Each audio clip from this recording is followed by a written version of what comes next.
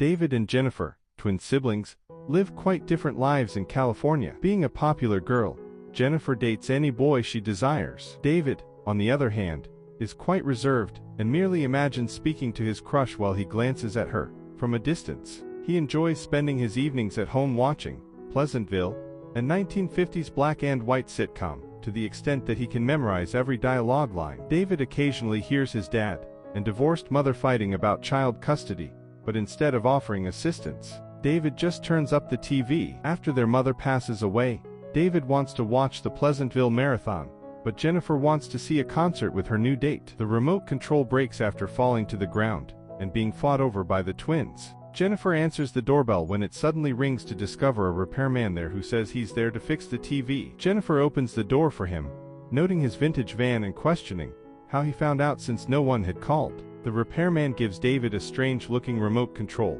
and remarks that it has a little more oomph as lightning begins to strike outside. The repairman remarks about Jennifer's date as he is leaving, but he doesn't say how he found out. Then David uses the weird remote to turn on the television. At the same moment, when two teenagers on Pleasantville quarrel over a book, he and Jennifer begin fighting over it once more. The twins are suddenly thrust into the television when the remote glows. They now live in a world that is only black and white, and even their hair and clothing have been altered to fit the characters. It's time for school, George, the show's father, informs children at that point. The other characters even refer to the twins by their made-up names, suggesting that they have really replaced the siblings in the series. Thanks to David's extensive knowledge of the series, the TV repairman arrives and informs Jennifer and David that they are a miracle. Additionally, he demonstrates to them that in their reality, Jennifer's date shows up to the house, but departs after being insulted by no one. The twins want to be returned, but the repairman leaves after becoming enraged that they don't value his gift. Following their concealment of the remote, the mother Betty makes the twins eat a hearty, high-fat breakfast. When the twins arrive at school, David knows every character from the series. As Jennifer begins to lose her cool, David insists they keep quiet until the repairman returns. 5 firefighters get out of a fire vehicle that appears out of nowhere, but they are merely there to rescue a cat from a tree. A high school student called Skip introduces himself to Jennifer as she bemoans the state of affairs. Jennifer takes a liking to him right away and is excited to attend to school. The teacher informs the class about the few streets in the town later on in geography. To everyone's confusion, Jennifer asks what's outside Pleasantville. The instructor just responds by saying that Main Street's finish is only the beginning once more. David is practicing with the basketball team in the interim. He was terrible at sports when he was younger, but he can now make every throw. This place operates on TV logic, as evidenced by the fact that every other team member consistently scores. After that, Skip comes up to David and asks if he ought to ask Jennifer out. David informs Skip to hold off since he knows this is the start of an episode. Everyone is shocked when Skip loses his next shot due to frustration. David rushes to urge Jennifer to go out with Skip after realizing that making actions that are out of character could end up ruining this reality. Jennifer replies that her day has been strange, saying that none of the books are open, and that her attempt to start a tissue on fire doesn't result in it burning. This clarifies why only cats are rescued by the firefighters here. Jennifer eventually agrees to play along, when her laughing friends inform her that Skip is about to ask her out and give her his pin at that very time. When Jennifer gets ready for her date with Skip later at home, she remarks on the modest attire. She is disappointed when David tells her not to worry because bad things don't happen in this world. Following that, David dashes to his job at the soda shop, where his supervisor Bill welcomes him. David was running behind schedule, so Bill claims he just started scrubbing the counter without thinking about what to do next. David stops him and tells him that even if he hasn't yet put out the napkins, Bill can still make fries. Teens congregate in the soda store in the evening, including Skip and Jennifer, who are out on a date. Jennifer becomes so bored with Skip's slow pace and nerves about holding hands that she takes a break and uses the restroom. She was surprised to see that there are no restrooms. Her pals soon show up and express enthusiasm that Jennifer and Skip might wind up at Lover's Lane. Jennifer returns to the table and asks Skip to take her there now that she is aware of the location. When the couple gets in Skip's car, David knows his sister is up to no good, so he tries in vain to stop them. Jennifer approaches a very apprehensive Skip at Lover's Lane and persuades him to do the dirty. Skip's body has never behaved in such a way, so Jennifer has to reassure him that it's normal before she can eventually give him his first time. Skip is really perplexed. Bill arrives at David's house in the interim to inform him that, in a departure from his previous practice, he closed the store by himself. Bill begins talking about how happy he is to be acting impulsively for once, but he stops as Betty walks by and introduces herself. Both of them are obviously drawn to one another. Later, after Skip drops Jennifer off at her place, David is concerned about his appearance. Skip is taken aback to discover that a rose in the garden is truly red as he heads out. The weather station, which consistently reports pleasant weather, is the only thing David sees when he searches for the repairman on television the following day. David witnesses Skip later on at basketball practice telling his teammates about his interactions with Jennifer. Then, when they toss the ball, nobody hits it. Fearing for her life, David approaches Jennifer and accuses her of interfering with this reality. Jennifer responds by pointing out that the inhabitants weren't really content before. Jennifer's concept is starting to catch on until a girl walks by blowing bubble gum that is genuinely pink. Dozens of couples soon find themselves getting dirty at Lover's Lane. Things in the town gradually start to alter as a result. The basketball team starts to play worse. The furniture business starts to sell double beds. And more individuals begin to notice colors sometimes. David never stops looking for a repairman on television. David discovers one night at the soda shop that teens are far more free than they were a few years ago, kissing and listening to rock and roll in public. In addition, he discovers Bill hidden behind the counter, going through an existential crisis due to his distaste for his job, and running out of cheeseburgers. Bill observes that it's really depressing when David makes the point that people can't always like what they do. Additionally, he acknowledges that the opportunity to paint a new mural around the Christmas season makes it his favorite time of year. Subsequently, he takes out a photo album and presents David with a collection of his well-executed murals. In the meantime, George and his pals talk about the basketball team's recent losing streak in the barbershop. The basketball team never loses, but Mayor Bob informs them that's not possible when he arrives.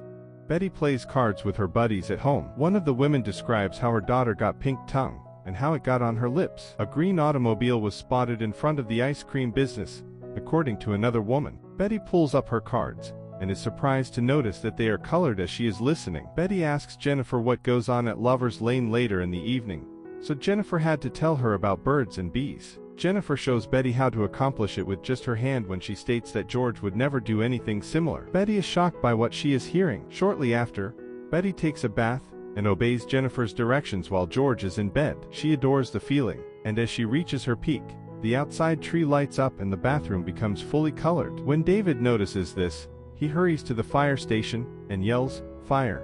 but no one responds. So, David screams, "Cat!" instead. When the firemen arrive to David's house in a hurry, they are at a loss for what to do about the fire. So David uses the hose from the truck to douse the flames while the neighbors look on. David gets rewarded for his bravery with a medal the next day. David is shocked when Margaret gives him some handmade cookies after the wedding because he thought she liked someone else in the series. David witnesses a couple kissing and notices that they have become into vibrant beings while heading to the soda shop. More vibrant teenagers are seen inside listening to jazz, but they all stop when they notice David. When they ask how David knew how to put out a fire, he responds that firefighters did it in the area where he had lived. When he replies that he lived outside of Pleasantville, the group becomes alarmed and wonders where he resided. When David begins telling them tales from the outside world, one of the teenagers recalls a river from Huckleberry Finn, which he brings up. Jennifer says that the book is no longer empty and that pages started to fill in while she was telling people the story. She never finished it, though, so it ended in the middle. When David responds to the adolescent's request to reveal the novel's conclusion, the remaining pages also reveal more. The teenagers are excited and pull out more books, which David fills. Teens will soon be waiting in huge queues at the library to check out more books. The barbershop's guys begin to worry about all these alterations to their customs. Bob visits George to vent about things like double beds and people quitting their jobs since he doesn't like the direction that things are heading either. George accepts Bob's invitation to join the Pleasantville Chamber of Commerce with pleasure. George calls Betty to make some snacks as a celebration, but she never shows up. When David agrees to look for her, he discovers her sobbing by the kitchen sink because to her transformation into a colorful person. Because she fears her husband will criticize her, David takes her makeup and makes her appear gray once more. George never ceases shouting her name rather than getting up, so she can now leave. At the soda shop the following day, David presents Bill a book about well-known artworks. Bill is genuinely moved by the sight of such beauty, and declares that his lack of color vision will prevent him from ever being able to paint like that. Margaret accepts David's invitation to go out a short while later. When David gets home, he jumps with joy to watch the repairman on TV. David simply turns off the TV, but the repairman is thinking about sending the twins back since they are changing too much. When David later checks in on Jennifer, he is shocked to see that she is reading D.H. Lawrence. David says that since she doesn't know why she hasn't gained color, it might be something more than simply doing the wrong thing that sets her off. Margaret and David drive to Lover's Lane later on for their date. In this region, almost everything is colorful, and most couples are reading to one another while discovering their individual hues.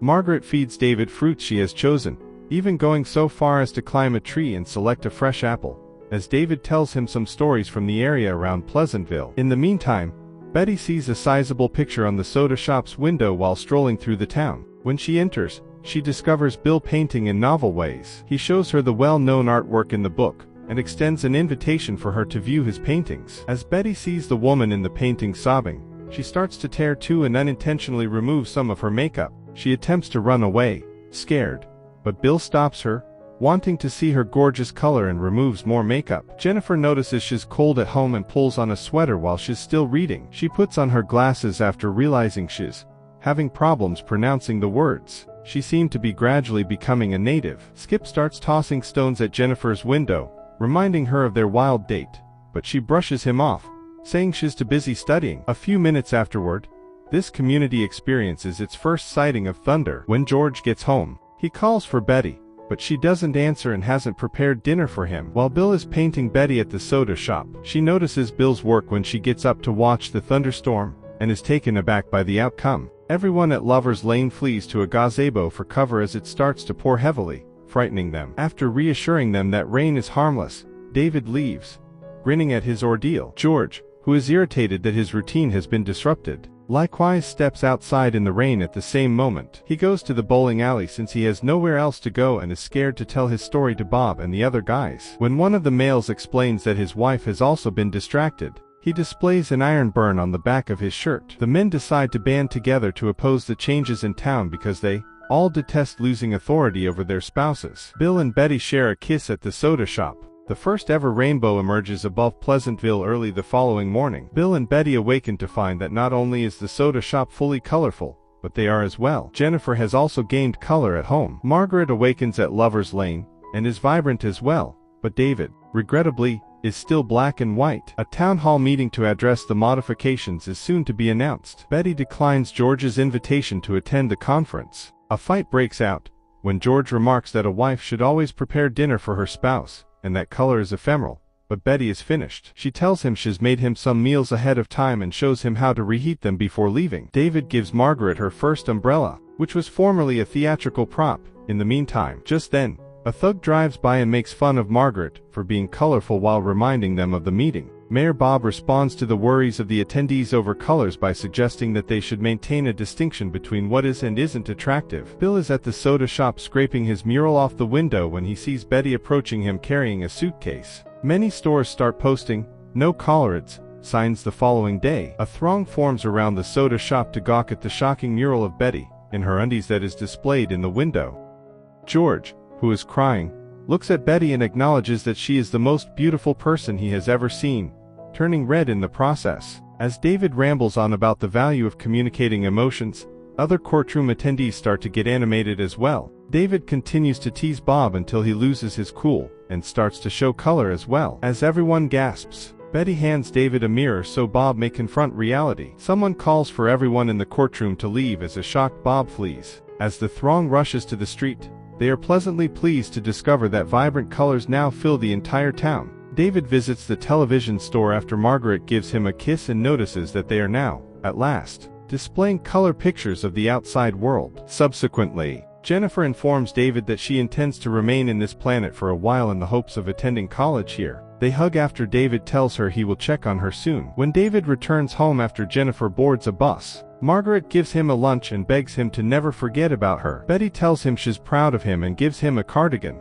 The women then witness David using the remote control to eventually return to his realm. As the Pleasantville Marathon about to begin back in his living room, David switches off the TV and goes to check on his mother, who is sobbing in the kitchen. After hearing about her concerns, David gives her some advice and astounds her with his increased intelligence. Life in Pleasantville is now dynamic and colorful. Bill soon joins Betty and George as they are talking about their futures while perched on a bench.